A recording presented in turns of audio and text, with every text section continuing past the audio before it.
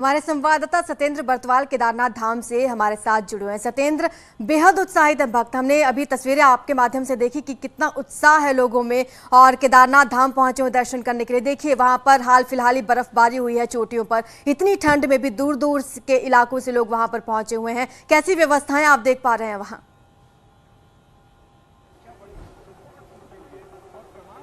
आरजू, मैं आपको सीधे पहले वो तस्वीरें दिखाऊंगा जिससे कि एक सैलाब उमड़ता हुआ आप बाबा केदारनाथ मंदिर के चारों तरफ देखें। तो आप देखिए, हमारे दर्शक ये तस्वीरें देखें कितना मग्नमुग्ध होंगे, क्योंकि ये बाबा केदारनाथ की धाम की वो तस्वीरें हैं जो 2 साल बाद, क्योंकि कोविड के दौरान 2 साल तक यात्रा नहीं चली और 2 साल बाद जब यात्रा उड़ी तो हजारों की संख्या में एक ये जो यात्री हैं वो बाबा के धाम उमड़ के आए हैं। ये वो, जबकि आपको मैं बता दूं कि ये धाम का एक छोर का वो हिस्सा है जहां ये पूरी भीड़ दिख रही है। और लेकिन अगर हम बाबा के धाम की क्या फ्रंट वाला जो इलाका है जहां से लंबी लंबी जो लाइनें लगी हैं, उन लाइनों के जरिए जो दर्शन हो रहे हैं वो कम से कम 1.5 से 2 किलोमीटर की लंबी लाइन लगी अभी तक, जो कि बाबा के धाम जो श्रद्धालु पहुंचे वो दर्शनों के लिए अपने खड़े हैं। क्योंकि 12 बजे से जब हम जहाँ पे सवेरे 4 बजे पहुंचे थे तो जो हमें श्रद्धालु मिले थे जो लाइन में सबसे आगे खड़े थे, उस परिवार से जब हमारी बात हुई थी तो उनका ये कहना था कि वो 12 बजे रात से यहाँ पे लाइन में बैठ गए थे। और अब लगातार धीरे धीरे ये भीड़ बढ़ती जा रही है, श्रद्धालुओं की भीड़ उमड़ती जा रही है। आप साफ तौर पर देख सकते हैं कि अब, लेकिन मैं आपको ये भी बता दूं कि क्योंकि जो बाबा केदारनाथ के आज धाम के कपाट खुले हैं, लेकिन अभी यहाँ पूजा अर्चना अभी शुरू नहीं होगी, क्योंकि पूजा अर्चना शुरू होगी जब बाबा, क्योंकि जो केदार जो धाम है, केदारनाथ जो धाम है, वहाँ का जो भूमि का भूमियाल होते हैं वो है, आप तस्वीरों में देख सकते हैं। अगर हमारे उप्रेती जी दिखा पा रहे हो तो सामने एक जो कुछ झंडे और कुछ छोटे से मंदिर आपको दिखाई, ये भैरवनाथ जी का मंदिर है।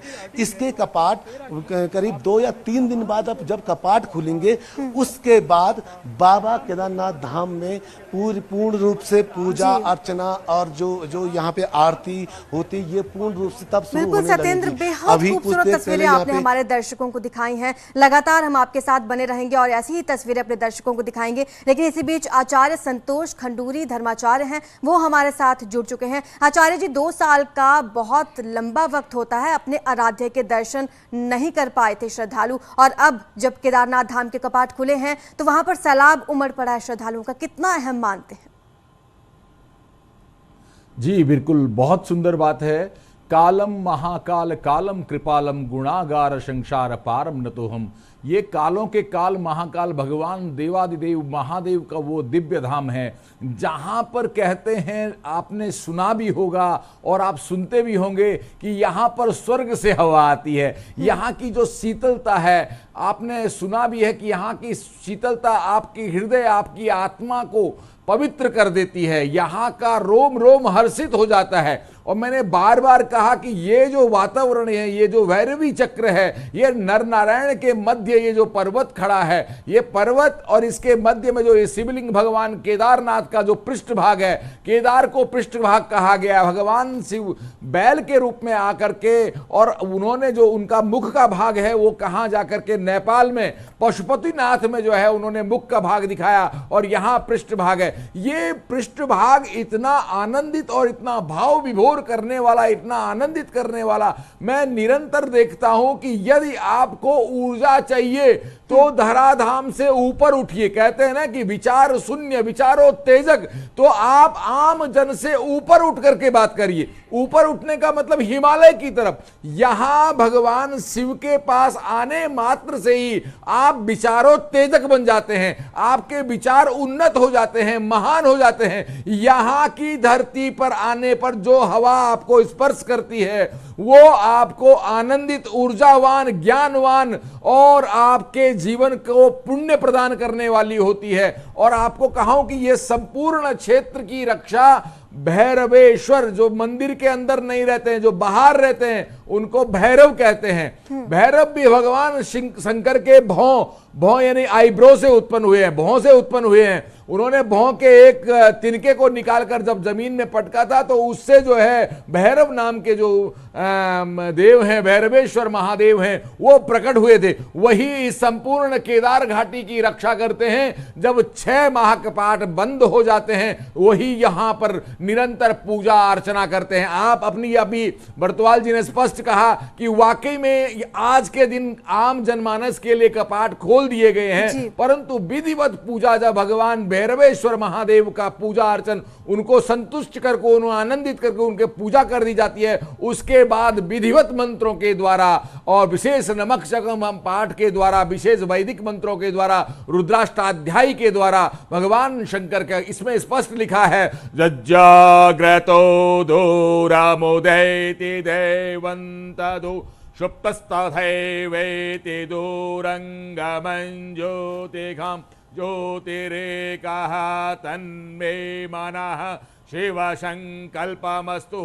यहां आना ही भगवान शिव का संकल्प है। वो संकल्प जीवन का संकल्प है। महादेव के यहां आना जीवन का उद्देश्य है, आत्मा का उद्देश्य है केदारनाथ जाना। मैं आपको बताऊं, प्रत्येक नर को नारायण तक पहुंचने की एक सुगम यात्रा है, एक सफल यात्रा है। हर कितना भी वीवीआईपी हो, कितना भी वीआईपी हो, कितनी भी बड़ी उपलब्धियां उसके हाथ हो, लेकिन केदारनाथ आने के लिए वो हर व्यक्ति लालायित रहता है, वो व्यक्ति भावुक रहता है कि मैं कब किस पल वहां जाकर के। आज माननीय मुख्यमंत्री उत्तराखंड सरकार ने भी कोशिश की कि भाई मैं पहला दर्शन कर पाऊं, वो पहला अखंड ज्योत और भगवान शंकर के उस स्पर्श, उस मूर्ति का, उस लिंग का दर्शन कर पाऊं। तो ये अपने आप का प्रत्येक मनुष्य का सौभाग्य है, क्योंकि दर्शन करने मात्र से आपके मन, बुद्धि, रोम, आपके हृदय, आपके पुण्य जागृत हो जाते हैं।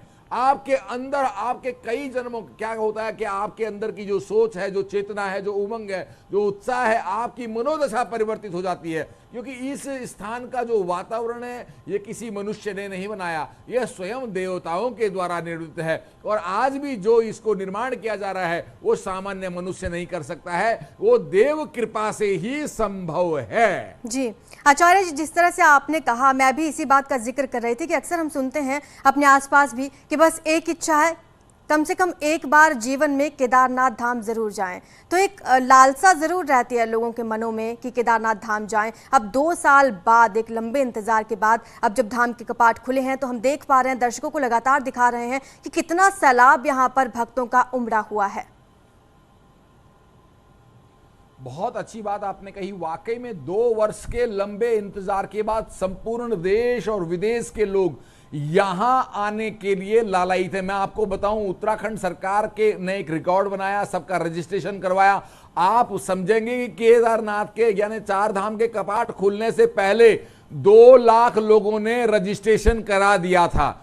आप ये समझिए कि किसका नंबर उसमें भी आता है कि आप आता है या नहीं आ पाता, कैसे जा पाते हैं, क्योंकि अभी भी यात्रा कठिन है। आपको किस प्रकार से जाना है, आपको किस प्रकार से वहां पहुंचना है, आपके सारे विजन क्लियर होने चाहिए, आपके रहने की व्यवस्था, आपके खाने की व्यवस्था, आपके पहुंचने की व्यवस्था। लेकिन सरकार ने संपूर्ण व्यवस्थाएं बहुत ही सुगम की है। हर व्यक्ति आसानी से, बड़े सरलता से, आज भी आप केदारनाथ के मंदिर के पास जितने भी लोग होंगे उनको पूछेंगे कैसे आप पहुंचे, आराम से पहुंचे, तो हर व्यक्ति बहुत आराम से, इतना सरकार का धन्यवाद है, उत्तराखंड सरकार, भारत सरकार का धन्यवाद है कि रास्ते बहुत चौड़े कर दिए गए हैं और बहुत ही सुगम, जो दुर्गम यात्रा थी वो सुगम कर दी गई है। इतना कठिन 18 किलोमीटर, 20-22 किलोमीटर की जो यात्रा है, ये वाकई में बहुत कठिन यात्रा थी। अधिकांश लोग पैदल ही इस यात्रा पर जाना चाहते हैं। कहा गया है, ध्याये नित्यम महेशम रजतगिरिनमं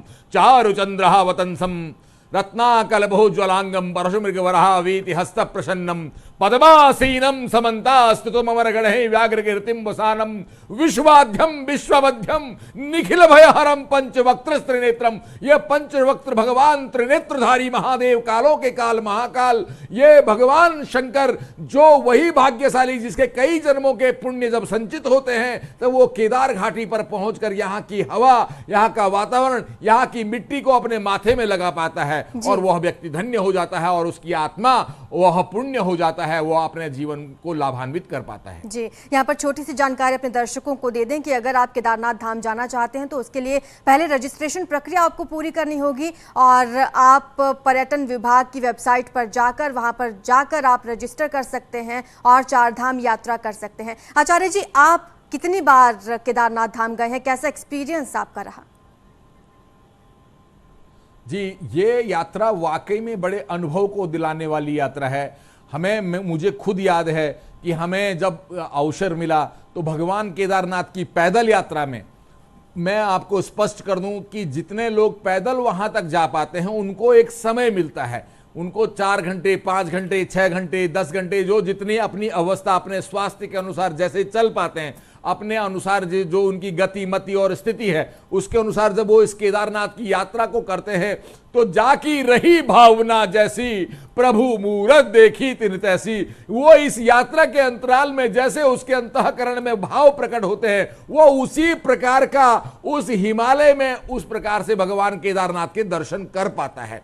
मैं इसके बड़े चमत्कारी दर्शन आपको बताऊं, हमारे ही साथ में जब मैं बहुत पहले, आज से 20 साल पहले जब हम लोग केदारनाथ की यात्रा पर गए थे, एक बहुत वृद्ध माता पिता केदारनाथ आपके जो है यहाँ गुड़गांव की तरफ से आप यहाँ पे आए थे दर्शन के लिए, बहुत वृद्ध थे। उन्होंने अपने पुत्र को बार बार आग्रह किया, बेटा चलो चलो चलो केदारनाथ, लेकिन वो बेटा नहीं आ पाया। लेकिन वो जैसे ही जहां से पैदल यात्रा प्रारंभ होती है वहां पे पहुंचे तो उन्होंने पूछा कि कितना किलोमीटर, उन्होंने कहा भाई 18 किलोमीटर यात्रा जो है पैदल है।